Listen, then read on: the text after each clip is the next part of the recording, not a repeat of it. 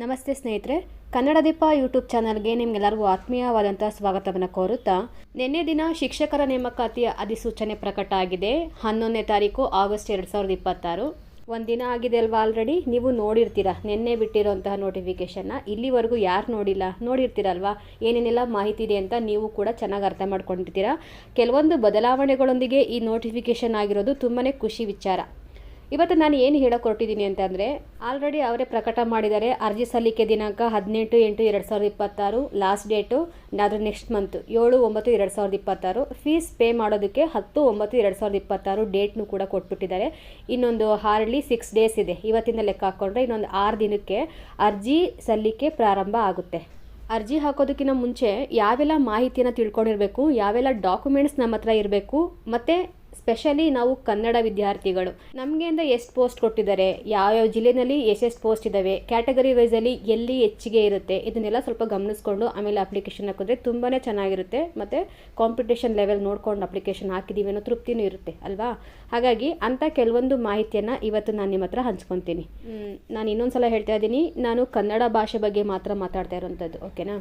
ಪ್ರೌಢಶಾಲಾ ಸಹಶಿಕ್ಷಕರ ವೃಂದದ ಹುದ್ದೆಗಳು ಎಷ್ಟು ಪೋಸ್ಟ್ ಖಾಲಿ ಇದ್ದಾವೆ ಅಂದರೆ, ಕನ್ನಡ ಭಾಷೆಗೆ 199 ಪೋಸ್ಟ್ಗಳು ಖಾಲಿ ಇದ್ದಾವೆ. ನೆಕ್ಸ್ಟ್ ಸ್ಲೈಡ್ ಗಮನಿಸಿ. 199 ಪೋಸ್ಟ್ಗಳು ಯಾವ್ಯಾವ ಜಿಲ್ಲೆಗೆ ಹಂಚಿಕೆಯಾಗಿದೆ ಅಂದರೆ, ಬೆಂಗಳೂರು ಉತ್ತರಕ್ಕೆ 7 ಪೋಸ್ಟ್ ಇದೆ ಕನ್ನಡ ವಿಷಯ, ಬೆಂಗಳೂರು ಕೇಂದ್ರ ಶೈಕ್ಷಣಿಕ ಜಿಲ್ಲೆಗೆ 17, ಬೆಂಗಳೂರು ಗ್ರಾಮಾಂತರ 16, Chikkaballapur 24, Chitradurga 19, Davanagere 19, Kolar 23 post, Madhugiri 15, Ramanagara 15, Shivamogga 25, Tumakuru 19 post. Totally 199.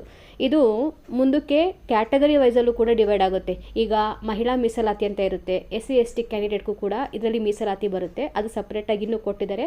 ಇನ್ನೂ ಡೀಟೇಲ್ ಆಗಬೇಕು ಅಂದರೆ ಅದನ್ನು ನೋಡ್ಕೊಂಡು ಪೋಸ್ಟ್ಗೆ ಅಪ್ಲೈ ಮಾಡಬೇಕು. ಇಲ್ಲಿ ನಾನು ರ್ಯಾಂಡಮ್ ಆಗಿ ನಿಮ್ಗೆ ಅರ್ಥ ಆಗಲಿ ಅಂತ ಇಂತಿಂಥ ಜಿಲ್ಲೆಗಳಲ್ಲಿ ಇಷ್ಟು ಕನ್ನಡ ಪೋಸ್ಟ್ ಇದ್ದಾವೆ ಅಂತ ಹೇಳಿದ್ದೀನಿ. ಇದನ್ನು ನೋಡಿಕೊಂಡು ಯಾವ ಜಿಲ್ಲೆಗೆ ಹಾಕಿದ್ರೆ ಸೂಕ್ತ ಅಂತ ನಿಮ್ಗೆ ಅನಿಸುತ್ತೋ ಆ ಜಿಲ್ಲೆಗೆ ಅಪ್ಲೈ ಮಾಡಿ. ವೆಬ್ಸೈಟ್ ಲಿಂಕ್ ಕೂಡ ಅವರೇ ಕೊಟ್ಟಿದ್ದಾರೆ. SchoolEducation.com ಅಲ್ಲಿ ಹೋಗಿ ಅಪ್ಲಿಕೇಶನ್ ಹಾಕಬೇಕು. 18ನೇ ತಾರೀಕು ಆ ಲಿಂಕ್ ಆ್ಯಕ್ಟಿವ್ ಆಗುತ್ತೆ.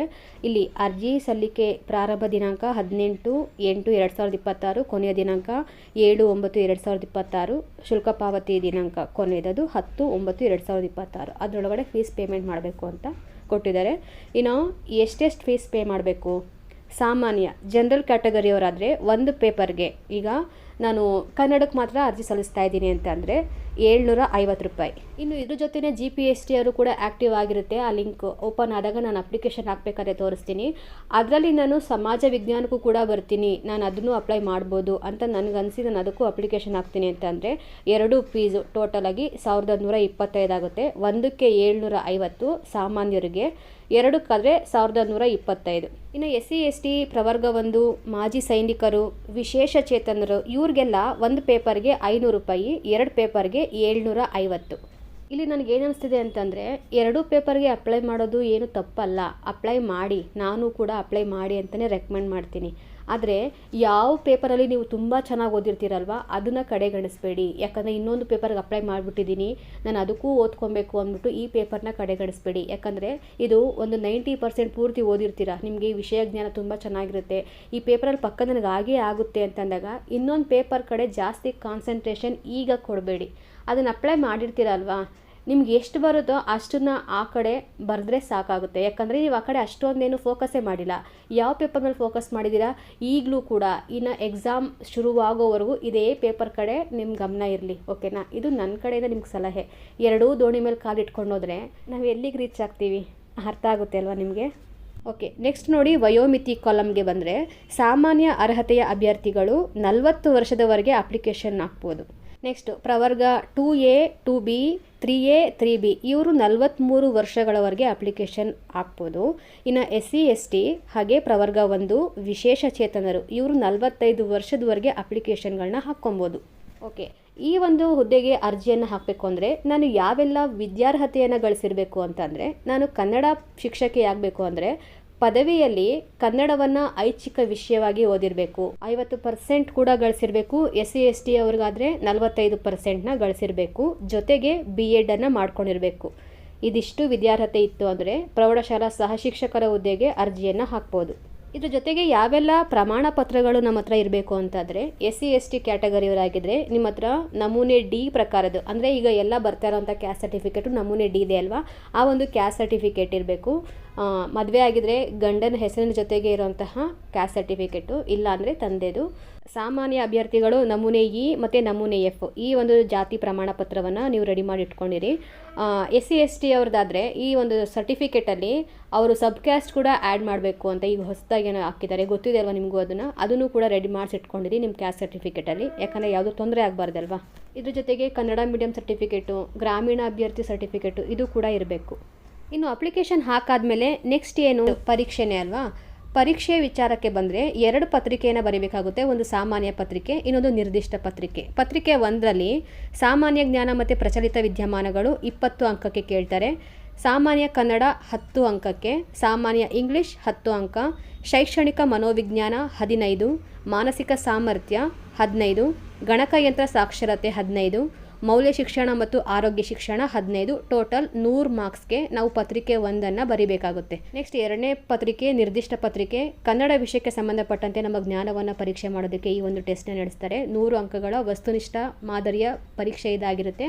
ಇಲ್ಲಿ ಯಾವುದೂ ಕುತ್ಕೊಂಡು ಥಿಯರಿ ಬರೀಬೇಕು ಅಂತ ಏನಿಲ್ಲ, 4 ಆಪ್ಷನ್ ಕೊಟ್ಟಿರ್ತಾರೆ, ಗೊತ್ತಿದೆ ನಿಮಗೆ. ಸರಿಯಾಗಿರುವಂಥ ಉತ್ತರವನ್ನು ನಾವು ಟಿಕ್ ಮಾಡಬೇಕು, ರೌಂಡ್ ಅಪ್ ಮಾಡಿಬಿಟ್ಟು ಬರಬೇಕು. ಇದನ್ನು ಮಲ್ಟಿಪಲ್ ಚಾಯ್ಸ್ ಅಲ್ವಾ, ಆ ಥರ ಎಕ್ಸಾಮ್ ಇದೆ. ವಸ್ತುನಿಷ್ಠ ಮಾದರಿಯ ಪರೀಕ್ಷೆ, ಇದು ಕೂಡ 100 ಅಂಕದ್ದೇ ಆಗಿರುತ್ತೆ.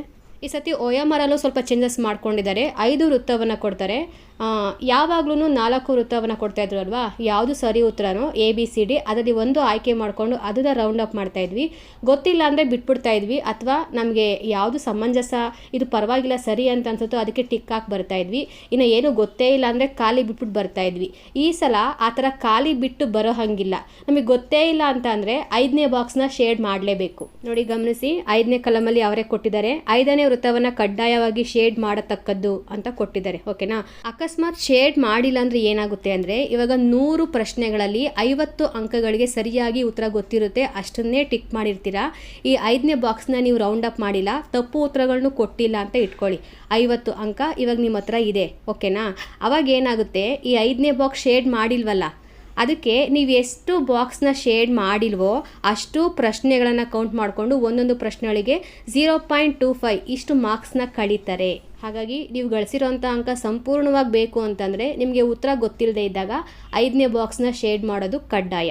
ಇನ್ನು ನೆಕ್ಸ್ಟ್ ಎಕ್ಸಾಮ್ ಯಾವಾಗ ನಡೆಯುತ್ತೆ ಅಂದರೆ, ಸ್ಪರ್ಧಾತ್ಮಕ ಪರೀಕ್ಷೆಯ ವಿವರ ಅಂತ ಕೊಟ್ಟಿದ್ದಾರೆ ನೋಡಿ. ಪರೀಕ್ಷೆಯ ವೇಳಾಪಟ್ಟಿ 12/10/2026 ಸಾಮಾನ್ಯ ಪ್ರಶ್ನೆ ಪತ್ರಿಕೆ 1 10 ಗಂಟೆಯಿಂದ 12 ಗಂಟೆವರೆಗೂ. ಇನ್ನು 13ನೇ ತಾರೀಕು 2:30ಯಿಂದ 4:30ವರೆಗೂ ಪತ್ರಿಕೆ ಇಟ್ಟು ನಿರ್ದಿಷ್ಟ ಕನ್ನಡ AM ಕನ್ನಡ ಅಂತ ಇದೆಯಲ್ವಾ ಅದು. ಇವತ್ತಿಗೆ ಕರೆಕ್ಟಾಗಿ 2 ತಿಂಗಳುಗಳಿದ್ದಾವೆ. ಇವತ್ತು ಡೇಟ್ 12 ಅಲ್ವಾ, ನೋಡಿ 12ನೇ ತಾರೀಕೇನೆ. ಇಷ್ಟೊತ್ತಿಗೆ ಒಂದು ಪೇಪರ್ ಮುಗ್ದಿರುತ್ತೆ. ಪಠ್ಯಕ್ರಮ ವಿಷಯಕ್ಕೆ ಬಂದರೆ ಅದ್ರ ಬಗ್ಗೆ ಇನ್ನೂ ಯಾವುದೇ ಮಾಹಿತಿ ಇಲ್ಲ, ಸದ್ಯದಲ್ಲೇ ಬಿಡ್ತಾರೆ. ಆದರೆ ಹಳೆ ಪಠ್ಯಕ್ರಮವನ್ನೇ ಅನುಸರಿಸಿ ಚೆನ್ನಾಗಿ ಓದ್ಕೊಳ್ಳಿ. ಆಲ್ರೆಡಿ ಓದಿರ್ತೀರ. ಇನ್ನು ಮುಂದಕ್ಕೆ ರಿವಿಷನ್ ಜಾಸ್ತಿ ಮಾಡ್ಕೊಳ್ಳಿ, ಕ್ವಶನ್ ಪೇಪರ್ಸ್ಗಳನ್ನ ಜಾಸ್ತಿ ಸಾಲ್ವ್ ಮಾಡಿ. ಓಕೆನಾ. ಈಗ ಹೇಳಿರೋಂಥ ಎಲ್ಲ ಮಾಹಿತಿ ನಿಮಗೆ ಅರ್ಥ ಆಗಿದೆ ಅಂತ ಅಂದ್ಕೊತೀನಿ. ಎಲ್ಲ ಡಾಕ್ಯುಮೆಂಟ್ಸ್ನ ರೆಡಿ ಮಾಡಿ ಇಟ್ಕೊಳ್ಳಿ. ಓಕೆನಾ. ಇದುವರೆಗೂ ಹೇಳಿರೋಂಥ ಮಾಹಿತಿ ನಿಮ್ಗೆ ಇಷ್ಟ ಆಗಿದ್ರೆ ದಯವಿಟ್ಟು ಲೈಕ್ ಮಾಡಿ, ಶೇರ್ ಮಾಡಿ, ಹಾಗೆ ಸಬ್ಸ್ಕ್ರೈಬ್ ಮಾಡ್ಕೊಳ್ಳಿ. ನಿಮ್ಮ ಅನಿಸಿಕೆ ಅಭಿಪ್ರಾಯಗಳನ್ನು ಕಮೆಂಟ್ ಬಾಕ್ಸಲ್ಲಿ ಹೇಳಿ. Thank you.